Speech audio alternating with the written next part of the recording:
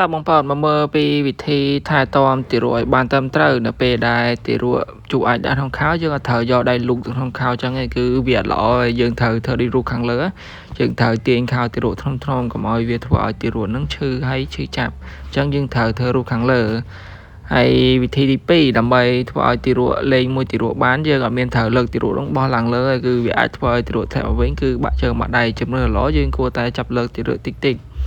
ដែលធ្វើឲ្យទារកហ្នឹងគឺវាទទួលបានអារម្មណ៍ថាសុបាយចិត្តហើយវិធីទី3ដើម្បីលាងសម្អាតទារកយើងអត់ត្រូវបាញ់ទឹកដាក់ដូចក្នុងរូបនឹងទៅយកអញ្ចឹងណាគឺវាអាចធ្វើឲ្យទារកឆ្លក់ទឹកបានជំរឿនល្អយើងគួរតែយកកសែងទន់ៗយកមកជូតទារកអាហ្នឹងបានជាត្រឹមត្រូវហើយវិធីទី4ដើម្បីលេងដើម្បីធ្វើឲ្យទារកសប្បាយចិត្តណាchứអត់មានត្រូវយកដៃប្រចាប់ទាញហែកមកទារកអញ្ចឹងគឺវាល្អហើយអញ្ចឹងយើងគួរតែយកអារូបទឹកកតាអីមួយយកមកលេងបលែងមួយទារកអញ្ចឹងគឺវាអាចធ្វើឲ្យទារកសប្បាយចិត្តហើយមកទៀតវិធីភ្លក់ទឹកទារកដើម្បីភ្លក់ទឹកបានយើងអត់មានត្រូវយកអណ្ដាតហើយបើកកមកផ្លិតដូចក្នុងរូបអញ្ចឹងណាគឺវាធ្វើឲ្យមេរោគឆ្លងបានអញ្ចឹងយើងគួរតែចាក់ទឹកនឹងមកលើដៃយើងថ្នមៗដើម្បីស្ទាបទឹកធ្វើអញ្ចឹងបានត្រឹមត្រូវហើយមួយទៀតដើម្បីធ្វើឲ្យអ្វីដែលធ្វើឲ្យទារកត្រូវលេងគឺយើងត្រូវយកជ័រឲ្យទន់ៗមួយយកមកឲ្យទារកលេងអត់មានធ្វើដូចរូបខាងលើអត់មានយកស្បែកជើងអីទេគឺវាត្រឹមត្រូវទេហើយវិធីបន្តទៀតដើម្បីលាងសម្អាតទារកយើងត្រូវប្រើកសែងទន់ៗអត់មានត្រូវទាញខោប៉ះដាក់ចាគឺវាធ្វើឲ្យទារកនឹងឆ្លងមេរោគបានណាចឹងធ្វើអញ្ចឹងគឺអត់ត្រឹមត្រូវទេហើយដើម្បីសម្អាតច្រមុះទារកគឺយើងត្រូវប្រើមកចូលបាញ់ទឹកអីថ្នមដើម្បីលាងសម្អាតគឺអត់មានត្រូវយកដៃលោកយកនឹងច្រមុះទារកអញ្ចឹងគឺវាល្អទេហើយវិធីមួយទៀតដើម្បីវិធីលួងទារកយើងត្រូវអោបទារកថ្នម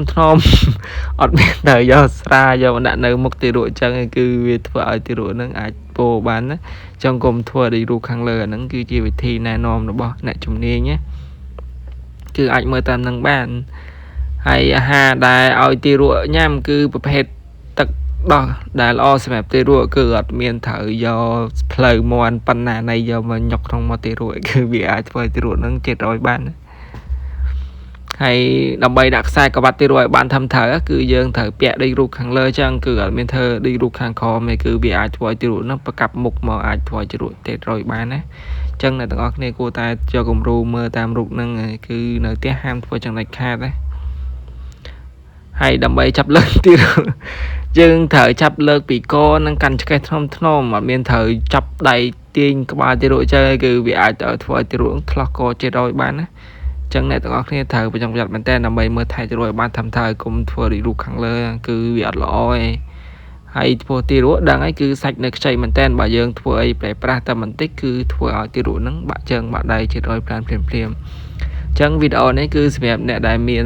កថ្មីគឺត្រូវតែមើលដើម្បីចំណេះដឹងអីថ្មីចឹងវីដេអូហ្នឹងមានតែប៉ុណ្្នឹងឯង